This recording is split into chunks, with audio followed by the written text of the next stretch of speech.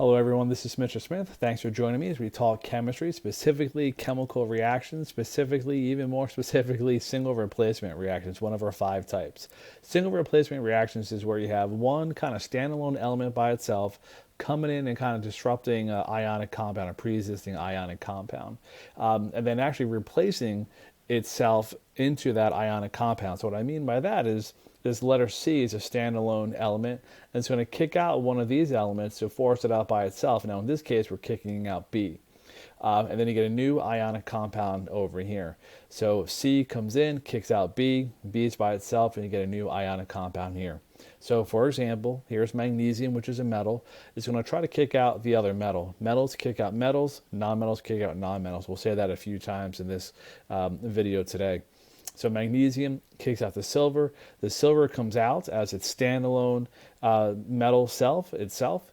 And then the magnesium comes in and bonds with the nitrate to form a properly crisscrossed ionic compound of magnesium nitrate. That's where there's a 2 down here because magnesium has a 2+ charge. Silver only had a 1+ charge, so there's no parenthesis 2 down here.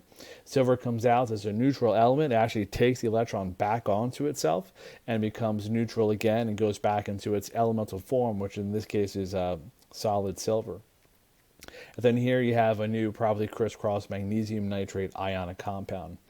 So that always happens, but what? Well, magnesium is now going to try to kick out the lithium of lithium nitrate, just like magnesium tried to kick out the silver of silver nitrate.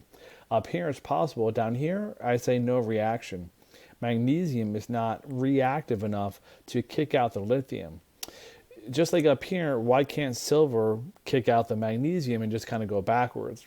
One metal is going to be more reactive than the other metal. We call that this list of which metals are more or less reactive than others an activity series of metals, and we have one for nonmetals as well. So magnesium is reactive enough to kind of push the silver, have silver take the electron back on and leave. But magnesium is not strong enough to push out lithium. And so how do you know what metals kick out which metals? Well, the activity series. And that is this here. The more reactive metals are on top, the less reactive metals are on the bottom. So here's magnesium trying to kick out the silver. So here is magnesium over here kicking out the silver, which is down here on the bottom. Now there's more metals. There's roughly 100 or so metals. This list is not 100 or so, but just kind of, it's a bit more concise, so there's a bit less scavenging around a longer list. And so now this list is roughly 15 to 20, so that's a bit more manageable for us. So there are, it's not that no metals, it's not that metals not on this list aren't reactive, it's just we kept a trimmed down list. But this is the list that we're going to use for this unit. And so magnesium being higher than silver can kick it out. But magnesium being lower than lithium, magnesium being lower than lithium can't kick out the lithium. So we say there's no reaction.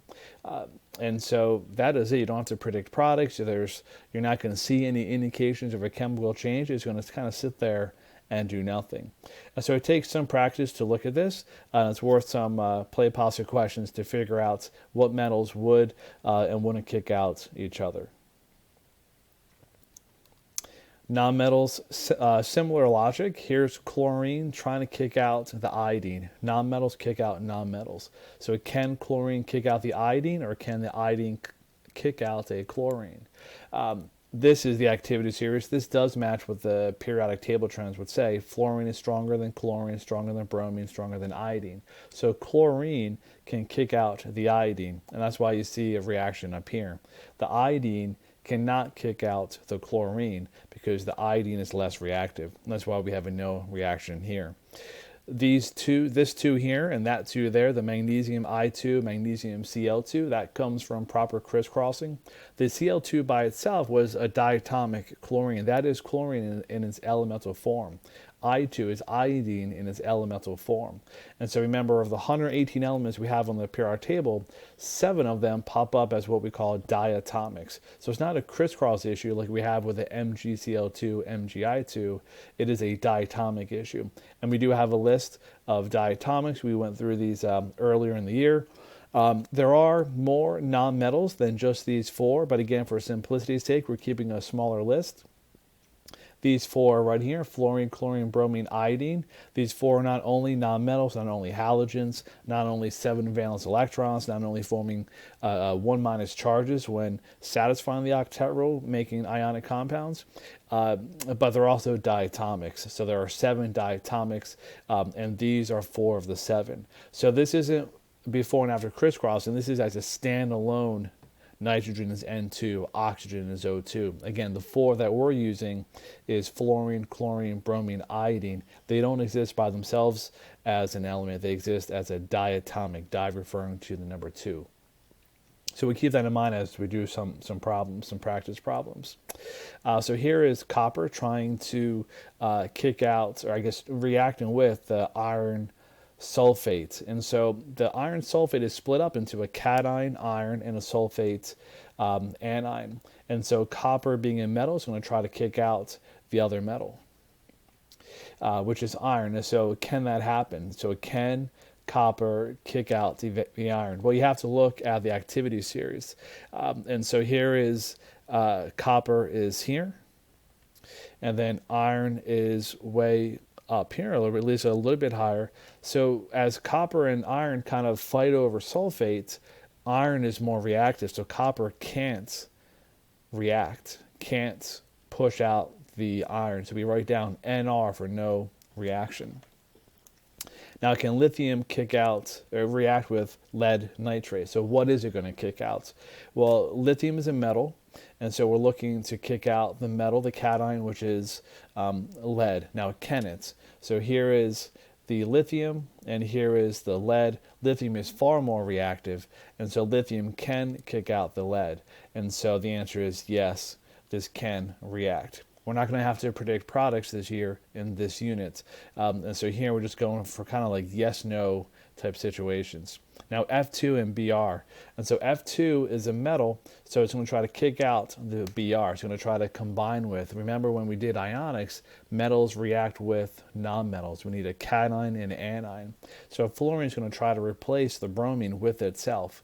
Can it? Well, here's fluorine being more reactive than the bromine, so yes, it can. Fluorine can kick out the bromine. Yes, it can. Now, copper is going to try to react with water. So this one's a bit weird one. H2O is what you've kind of known for years, perhaps even a decade. But H2O is better written as, in this context, HOH, where you have this front cation and this back anion. Water is always weird. There's always going to be kind of some like special rule, some special phrasing that's not quite right, but this is kind of the mindset to go afterwards. So copper, being a metal, is going to try to kick out the cation in front, which is the H. Now, can it? Well, here's the hydrogen and here's the copper. Copper is less reactive than the hydrogen, so we get a no reaction here as well, just like the first one. So let's try some more. So here's chlorine. Now, is chlorine a metal or a nonmetal? It is a nonmetal. Let me go back up. Chlorine is a nonmetal, and so nonmetals kick out nonmetals. And so chlorine is going to try to kick out the iodine. Can it? Yes, it can. Chlorine is more reactive than the iodine, so we have yes, it can react, it will react. Can iodine react with calcium bromide? Well, iodine is a nonmetal, so it's going to try to kick out the anion, which is the last element of a ionic compound, which in this case is the bromine. Can iodine kick out the bromine? And according to this, here's iodine, here's bromine, so the answer is no. Iodine is less reactive. All right, 2 more. So here is aluminum, which is a metal. So we're looking at this list here off to the left. And so aluminum is right here. Almost lost it. So that's going to try to react with the cation, the front element, which is lithium. So can aluminum kick out lithium? Well, lithium is the most reactive thing on this list. So the answer is no. Aluminum can't steal chlorine away from lithium. Last one, here's silver. Down here at the bottom, the least reactive metal on our list is going to try to kick out zinc, which is kind of a moderate reactive. Is that possible? Can silver kick out the zinc? And the answer is no. So that's what it's going to try to do. Again, zinc is a metal, silver is a metal. Silver is going to try to kick out zinc, but it can't because zinc is more reactive. So we have a no for this one as well. So these are a bunch of 50-50 questions, but you can do better than 50-50 by using these activity series correctly. So thank you for your time. Please remember, chemistry is everywhere.